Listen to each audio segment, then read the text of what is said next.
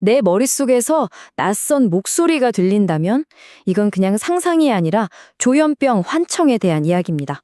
오랫동안 미스터리로만 여겨졌던 이 현상의 비밀을 아주 최신 연구를 가지고 한번 파헤쳐 보려고 합니다. 같이 한번 들어가 보시죠.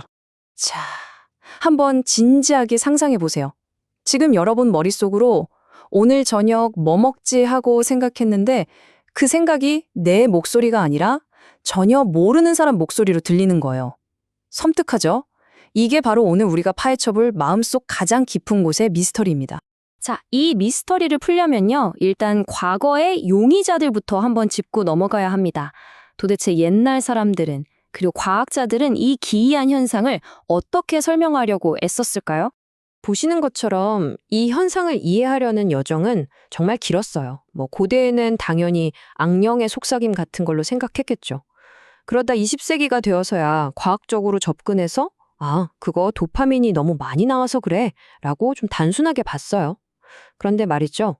21세기에 들어서면서 예측하는 기계라는 정말 판을 뒤흔드는 새로운 개념이 등장합니다. 이게 모든 걸 바꿔놓죠. 네, 바로 이겁니다. 뇌의 수정구술.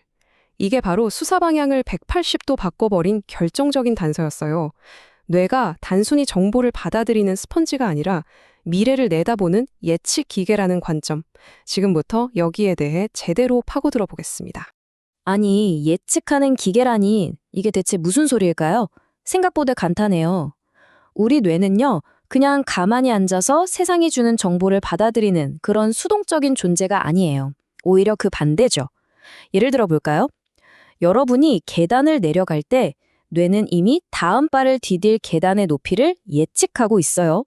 근데 만약 그 계단 높이가 예상과 다르면 헛디디면서 깜짝 놀라잖아요. 바로 그 어이쿠 하는 순간이 예측 오류인 겁니다. 뇌는 이렇게 끊임없이 예측하고 그 예측이 틀렸을 때만, 즉 놀랐을 때만 주의를 기울이는 굉장히 효율적인 시스템인 거죠. 이 시스템이 작동하는 방식은 크게 세 단계예요. 먼저 뇌가 아마 이럴 거야 하고 예측을 던져요. 그 다음에 실제 감각, 그러니까 눈으로 보고 귀로 들은 정보가 입력되죠. 그리고 마지막으로 뇌는 이 둘을 비교해봐요. 그래서 어라? 내가 생각했던 거랑 다르네? 하는 그 차이, 바로 예측 오류를 가지고 자신의 예측 모델을 수정하는 겁니다. 이 모든 과정이 우리가 숨 쉬는 매 순간 무의식적으로 정말 쉴 새 없이 일어나고 있는 일이에요. 그러니까 이 새로운 관점에서 보면 환청은 더 이상 무슨 악령의 장난이나 그런 게 아닌 거예요. 그냥 이 정교한 예측 시스템 후 어딘가 잘못 작동해서 벌어지는 뇌의 슬픈 실수 같은 거죠. 어때요? 관점이 확 바뀌지 않나요? 자, 이제 정말 이야기의 클라이맥스입니다. 그래, 예측 시스템에 오류가 생겼다고 칩시다. 근데 그래서 어떻게 내 머릿속 생각이 바깥에서 들려오는 목소리로 둔갑하는 걸까요? 드디어 이 사건을 해결할 결정적인 증거, 스모킹 건이 등장합니다. 바로 사라진 디지털 서명의 정체를 지금부터 밝혀보겠습니다. 그 결정적인 증거, 이름하여 부수적 방출. 이름이 좀 어렵죠. 괜찮아요. 쉽게 생각하면 이런 거예요. 뇌가 스스로 어떤 생각이나 행동을 만들어낼 때 거기에다가 Made in me 하고 딱지를 붙이는 거예요. 일종의 디지털 서명 같은 거죠. 이건 내가 만든 거니까 오해하지 마 하는 신호입니다. 딱 이 문구가 핵심이에요. 곧 들릴 소리는 나한테서 나오는 거니까 놀라지 마. 내가 말이죠. 우리가 말을 하거나 생각을 할 때 청각 시스템에 미리 쪽지를 보내는 거예요. 야, 지금부터 내가 소리 낼 거거든? 그러니까 외부에서 누가 말하는 걸로 착각하면 안 돼? 하고요. 바로 이 신호 덕분에 우리는 나와 남을 구분할 수 있는 겁니다. 정말 중요하겠죠? 자, 바로 여기입니다. 모든 퍼즐이 맞춰지는 순간이죠. 보세요. 건강한 뇌에서는 이 디지털 서명, 즉 부수적 방출 신호가 제대로 딱 전달됩니다. 그래서 내 머릿속 생각은 당연히 내 생각으로 인식되죠. 그런데 조현병의 경우에는 이 신호가 제대로 전달이 안 되거나 중간에 깨져버리는 거예요. 그럼 어떻게 될까요? 뇌 입장에서는 출처를 알 수 없는 소리가 갑자기 들리는 셈이 되는 거죠. 그래서 이걸 외부에서 들려오는 낯선 사람의 목소리라고 착각해버리는 겁니다.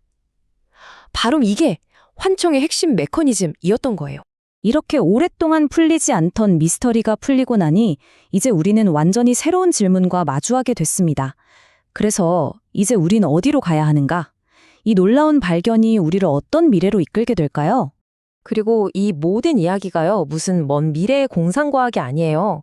오늘 분석의 바탕이 된 핵심 연구가 바로 얼마 전, 올해 1월에 발표된 내용입니다.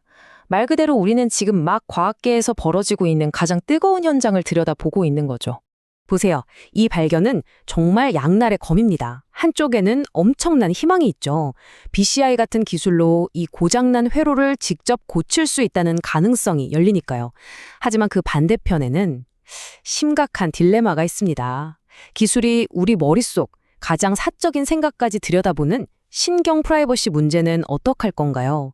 또 모든 걸 기계적 결함으로만 보면 사회적 편견은 줄어들지 몰라도 인간의 복잡하고 깊은 정신세계를 너무 납작하게 만들어버리는 건 아닐까요?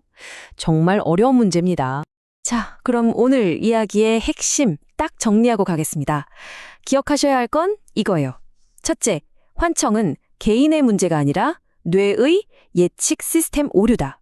둘째, 부수적 방출이라는 이건 내 생각이야 하는 뇌 속의 디지털 서명이 사라진 게 유력한 원인이다.